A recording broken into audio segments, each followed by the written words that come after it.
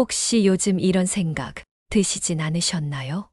나는 자식들에게 짐이 되고 있는 건 아닐까? 이제 내 인생은 그냥 조용히 끝나가는 거 아닐까? 그렇다면 이 이야기를 끝까지 들어보세요.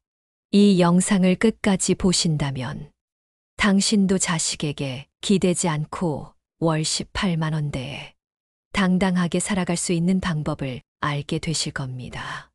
안녕하세요. 저는 70이 된 한상분입니다. 자식 셋을 다 키워 대학까지 보냈고 남편과 사별한 뒤 15년 넘게 혼자 살아왔습니다. 그리고 어느 날 단 한 번의 낙상 사고로 제 인생은 요양원 얘기가 오가는 상황으로 바뀌었습니다. 엄마, 요양원에서 편하게 지내시는 게 낫지 않으세요? 그 말 뒤엔 걱정이 아닌 부담과 거리 두기가 숨어 있었죠. 제가 아팠던 건 무릎이 아니라 마음이 버려지는 그 기분이었습니다. 이 영상은 저처럼 갑자기 노후를 다시 설계해야 했던 사람의 이야기입니다. 그리고 그 안엔 삶의 선택지와 품위 있는 독립의 길이 담겨 있습니다.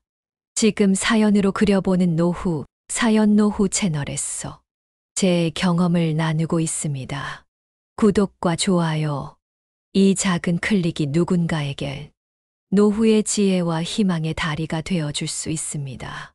병원에서 퇴원한 날, 저는 아직 지팡이 없이는 걷기 어려운 상태였습니다. 큰딸 은진이가 병원으로 마중을 왔고 차에 타자마자 말했습니다. 엄마, 일단 저희 집에서 좀 지내세요. 병원에서 혼자 돌아가시긴 무리예요. 그 말이 그렇게 고마울 수가 없었습니다. 적어도 내 자식은 날 생각하고 있구나 믿고 싶었죠.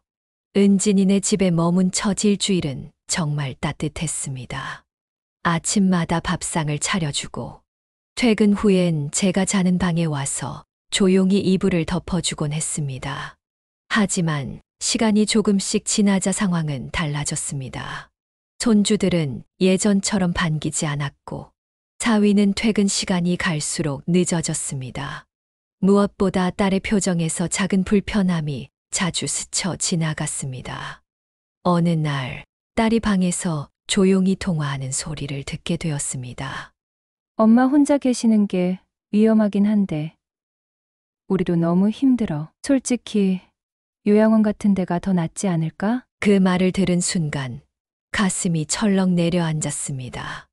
입으로는 엄마 걱정돼서 그래라고 말하지만 속마음은 우리 집에서 좀 나가주셨으면 하는 거겠지요. 그날 밤 저는 한참을 침대에 누워 창문을 바라봤습니다. 그래, 이제는 내가 짐이구나. 내가 이렇게까지 되어버렸구나. 다음 날 아침 딸에게 말했습니다. 은진아, 엄마가 이제 집으로 돌아갈게. 많이 쉬었으니까 이제 괜찮아. 딸은 잠시 멈칫했지만 예상보다 빨리 대답했습니다. 그래요, 엄마. 무리하지 마시고 조심히 다니세요. 그 말 뒤에 미안함보다 안도의 기운이 더 강하게 느껴졌던 것. 아직도 기억납니다. 집으로 돌아온 날 현관문을 열었을 때 낯익은 먼지 냄새와 함께 정막이 코끝에 스며들었습니다. 8주 만에 돌아온 제 집은 아무도 반겨주지 않았지만 그래도 내 공간이라는 점이 조금은 안도감을 줬습니다. 하지만 문제는 그 다음이었습니다. 화장실을 가는 것도 쉽지 않았고 음식 하나를 데워 먹는 데에도 시간이 2배는 걸렸습니다. 무릎 수술 후 회복이 절반쯤 된 상태에서의 독립 생활은 현실보다 이상에 가까운 판단이었죠. 결국 저는 간병인을 알아보기로 했습니다. 24시간 상주 간병은 월 450만 원, 12시간 간병도 240만 원, 제 연금 180만 원으론 감당할 수 없는 금액이었습니다. 그때 처음으로 머릿속에 어쩌면 요양원을 가야 하나라는 생각이 스쳤습니다. 하지만 단호하게 고개를 저었습니다. 내가 30년을 노인복지 일을 해왔는데 그곳이 어떤 곳인지 누구보다 잘 아는 사람이 바로 나였으니까요. 며칠 후 큰아들 규석이가 찾아왔습니다. 엄마, 복지주택 같은 거 알아봤어요? 아니면 요양원이라도. 말끝이 흐려졌지만 그의 표정은 명확했습니다. 요양원엔 안 갈 거야. 혼자라도 살아볼 거야. 규석은 한참을 말없이 앉아 있다 돌아갔습니다. 그날 밤 저는 제 수첩을 꺼내 펜으로 한 줄을 써내려갔습니다. 누구도 나를 책임져 주지 않는다. 나의 노후는 오직 나만의 몫이다. 이 문장은 그 뒤로 제가 힘들 때마다 꺼내 있는 내 마음의 기둥이 되었습니다. 이후 하루 12시간 간병인을 쓰기로 결심했습니다. 첫 주엔 괜찮았습니다. 박 간병사는 조용히 일을 해주었고 제가 불편하지 않게 배려했습니다. 하지만 2주차부터 상황이 달라졌습니다. 내일은 못 와요. 대신 다른 분이 올 거예요. 다음 날 온 간병인은 20대 후반의 젊은 여성이었고 경험도 적어 제가 불편해하는 것도 느껴졌습니다. 간병인이 하루가 멀다 하고 바뀌는 것, 누군가가 집에 있다는 자체가 주는 긴장감, 내 사생활이 사라졌다는 무력감, 이 모든 것이 저를 서서히 무너뜨렸습니다. 가끔은 누군가와 함께 있음에도 불구하고 더 깊은 외로움이 찾아온다는 사실을 절실히 느꼈습니다. 며칠 후 큰아들 규석이 다시 집을 찾아왔습니다. 엄마, 그냥 한번 둘러만 보자. 요즘 요양원은 시설도 정말 좋아. 계속된 설득 끝에 결국 저는 견학이라는 명목으로 요양원에 가보게 되었습니다. 입구는 호텔 같았습니다. 바닥은 반짝였고 로비에는 향기 좋은 꽃들이 놓여 있었습니다. 직원들도 친절했고 식단표엔 영양소까지 표시되어 있었죠. 괜찮죠, 엄마? 규석이 묻자 저는 대답 대신 휴게실에 앉아 있는 어르신들의 얼굴을 바라봤습니다. 그들의 눈빛은 말하고 있었습니다. 몸은 편할지 몰라도 마음은 편하지 않아. 그때 한 할머니가 저에게 다가와 속삭였습니다. 여기 처음엔 다 좋아 보여요. 근데 시간이 지나면 여기가 감옥인지 안식처인지 헷갈릴 때가 많아요. 그 말을 듣고 저는 돌아서기로 했습니다. 눈부신 시설보다 중요한 건 내 마음이 편한 곳, 내 선택으로 살아가는 삶이었습니다. 집으로 돌아오는 길, 창밖을 바라보며 저는 조용히 중얼거렸습니다.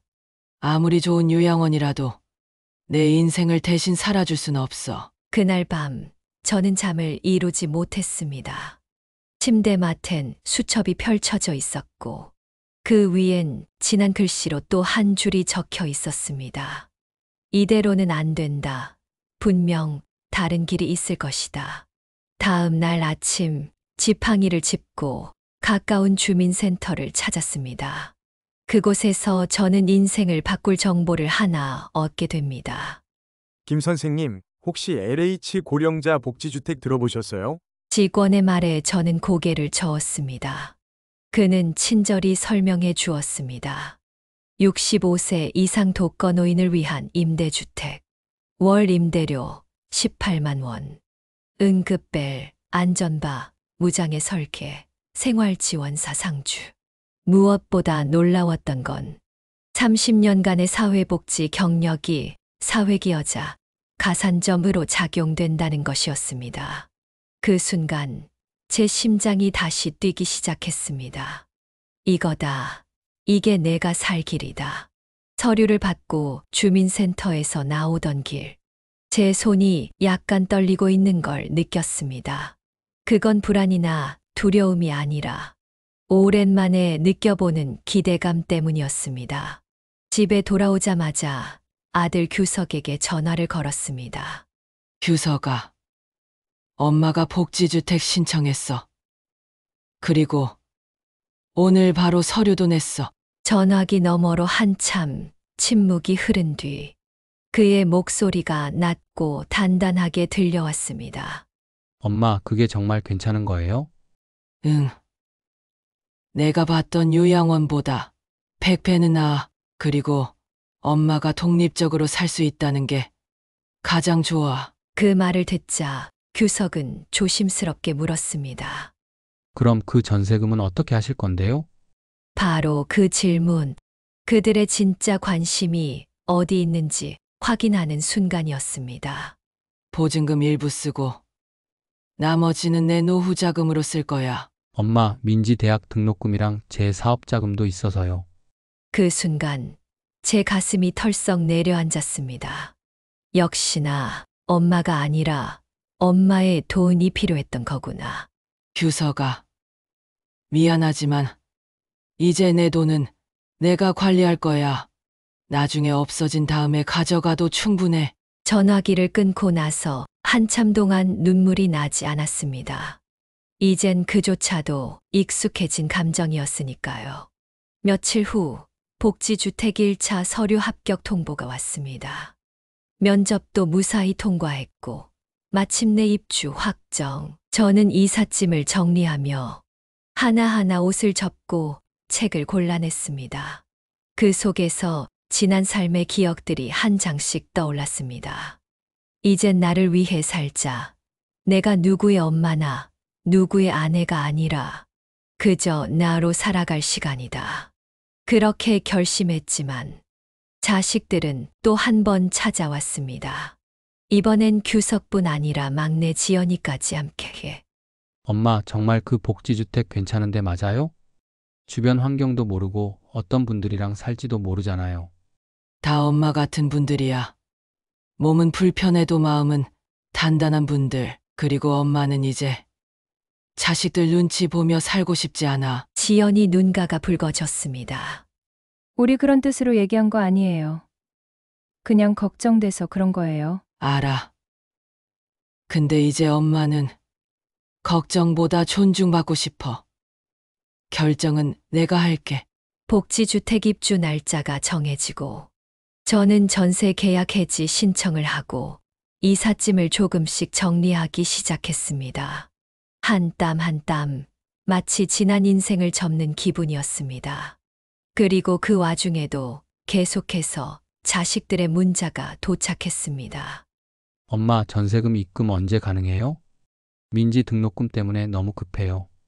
엄마, 사업자금 조금만 빌려줄 수 없어요? 제 마음은 점점 더 단단해졌습니다.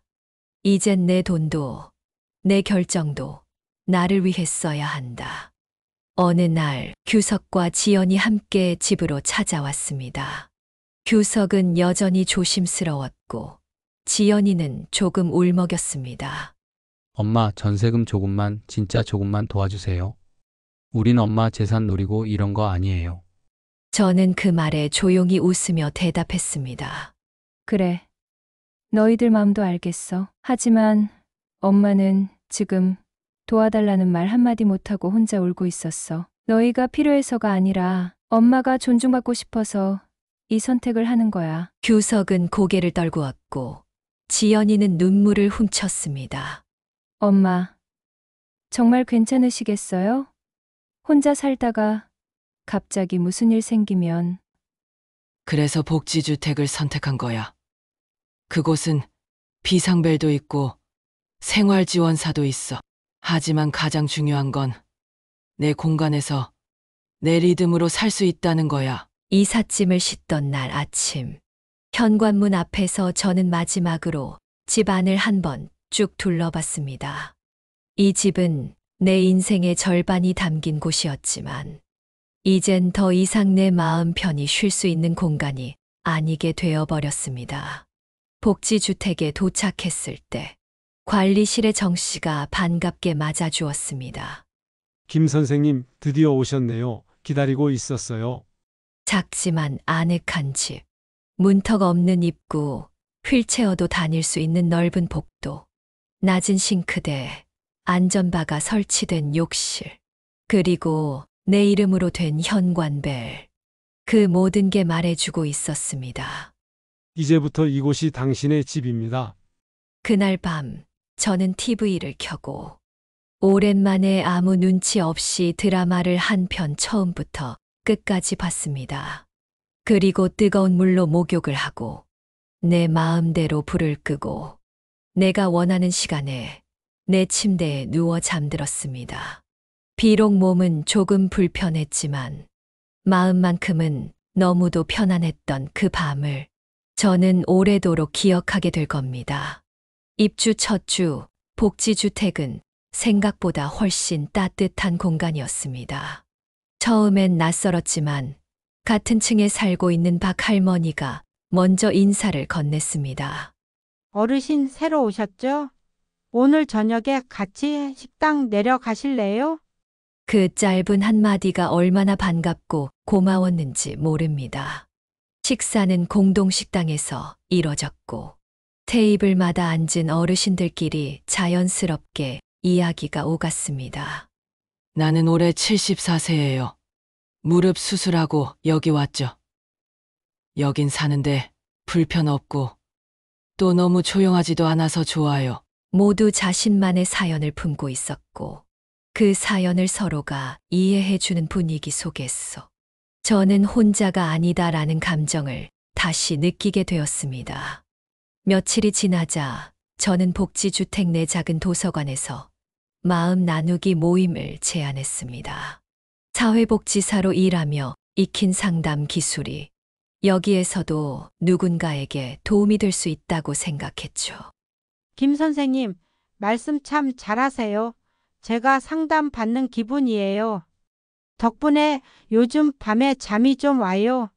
그 말들을 들을 때마다 나는 아직 필요하고 나는 아직 누군가에게 의미 있는 존재라는 생각이 들었습니다. 복지주택에 입주한 지 한 달쯤 지났을 무렵 현관벨이 울렸습니다. 인터폰을 확인하니 지연이었습니다.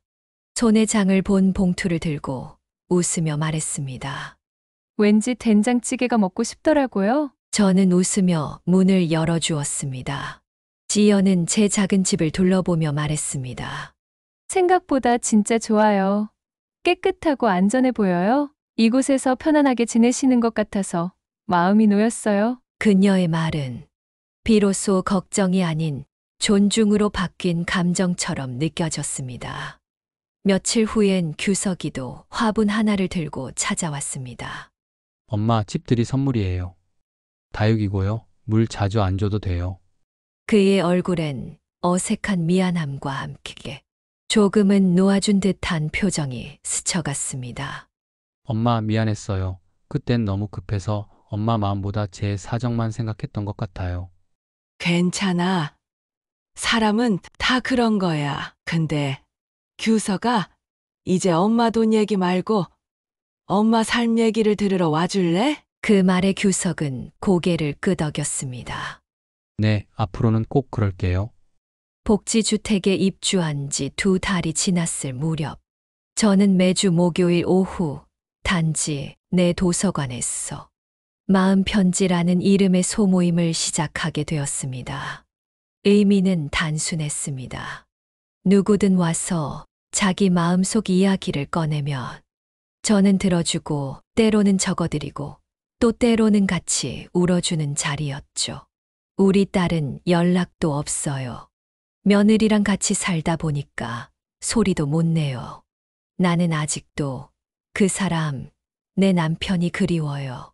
처음엔 조용히 앉아 있던 분들도 점점 말문을 열기 시작했고 언젠가부터는 자리를 먼저 깔고 기다리는 분들까지 생겼습니다. 어떤 날은 김 선생님, 다음 주에도 오시죠? 그 말 하나에 제 마음이 따뜻하게 물들었습니다. 아, 내가 다시 누군가에게 필요한 사람이 되었구나. 그것만으로도 저는 충분히 행복했습니다. 가끔은 여전히 무릎이 쑤시고 가끔은 눈앞이 흐려지기도 합니다. 하지만 지금의 저는 자식의 눈치도 간병인의 스케줄도 요양원에 정해진 시간표도 따라야 할 필요가 없습니다. 눈 뜨면 햇살 가득한 작은 부엌에서 따뜻한 차를 끓이고 낮엔 친구들과 동네 복지관에서 컴퓨터도 배우고 저녁엔 내가 좋아하는 라디오를 들으며 글을 씁니다. 이런 일상이 예전엔 상상도 못했던 노년의 자유라는 것을 이제서야 비로소 알게 된 것입니다. 어느 날 지연이가 아이들과 함께 찾아와 말했습니다. 엄마, 여기서 지내시는 모습 보니까 우리도 나중에 미리 준비해야겠다는 생각이 들어요. 저는 웃으며 대답했습니다. 그래. 엄마처럼 누구의 짐이 되지 않고 스스로 선택하고 스스로 살아가는 인생. 그게 진짜 노년이야. 인생을 되돌아보면 가장 많이 했던 말은 괜찮다였던 것 같습니다. 아파도 괜찮다. 힘들어도 괜찮다. 외로워도 괜찮다. 하지만 지금은 압니다. 그 모든 괜찮음 뒤에는 참아온 슬픔과 눈물이 있었다는 거요. 나는 자식에게 짐이 되고 싶지 않았습니다. 하지만 그렇다고 했어. 사람으로서의 존엄까지 내려놓고 싶진 않았습니다. 요양원에서 정해진 시간에 일어나고, 정해진 시간에 밥을 먹고, 정해진 사람과 말하는 삶보다는 조금 불편하더라도 내가 선택하고 내가 결정하는 삶을 살고 싶었습니다. 이제는 무릎이 아플 때면 잠깐 쉬고, 마음이 울적할 때면 친구들과 벤치에 앉아 햇볕을 쬐며 이야기를 나눕니다. 자식의 손길보다 함께 눈 맞추고 웃어주는 이웃의 따뜻한 인사가 더 위로가 되는 시절이 있다는 것도 알게 되었습니다. 예전에는 바쁘게 사는 것이 정답인 줄 알았습니다. 하지만 지금은 압니다. 느리게 걷고 천천히 말하고 가만히 생각하는 이 시간이야말로 삶의 진짜 깊이와 마주하는 시간이라는 거요. 복지주택의 하루는 조용하지만 그 안엔 오롯이 내가 살아있는 감각이 들어 있습니다. 오늘 무얼 먹을지, 내일 누구를 만날지, 창밖 나무에 어떤 새가 앉았는지, 작고 사소한 것들이 하루를 따뜻하게 덮어주는 담요처럼 느껴집니다. 그리고 가끔 자식들이 찾아와 말없이 앉아 있을 때 저는 말합니다. 얘들아, 엄마는 이제 괜찮아. 정말로, 진짜로 괜찮아. 지금 이 영상을 보고 계신 분들 중에도 어쩌면 저처럼 몸이 불편하고 자식들과의 거리감에 마음이 무너지고 앞으로의 삶이 막막하게 느껴지시는 분들이 계실 겁니다. 하지만 말씀드리고 싶어요. 인생은 아직 끝나지 않았습니다. 노년은 무언가를 포기하는 시기가 아니라 다시 나를 되찾는 시간입니다. 우리는 누군가의 부모로, 아내로, 남편으로 평생을 헌신하며 살아왔습니다. 이제는 그 모든 역할을 잠시 내려놓고 내 이름 석자로 살아도 괜찮은 시간입니다. 부디 자신을 너무 쉽게 버리지 마세요. 요양원이든 복지주택이든 중요한 건 어디에 사느냐가 아니라 어떤 마음으로 사느냐입니다. 이 이야기가 지금 이 순간 어디선가 외로움을 견디고 계실 어르신 한 분에게라도 조금의 용기와 위로가 되길 바랍니다. 지금 당장은 아무것도 바뀌지 않아 보여도 당신의 선택이 당신의 내일을 바꿉니다. 자식에게 의존하지 않아도 괜찮습니다. 무언가를 꼭 남겨주지 않아도 괜찮습니다. 가장 중요한 건 나를 잃지 않는 삶입니다. 저는 지금 누구의 엄마가 아니라 누구의 짐이 아니라 그저 나라는 이름으로 살아가고 있습니다. 이제는 정말 괜찮습니다. 오늘 제 이야기를 끝까지 들어주셔서 진심으로 감사합니다. 이 영상이 여러분의 삶에 작은 빛 하나라도 되어드렸다면 그것만으로도 저는 충분히 행복합니다. 혹시 지금 누군가 이 이야기가 필요할 것 같다면 공유해 주세요.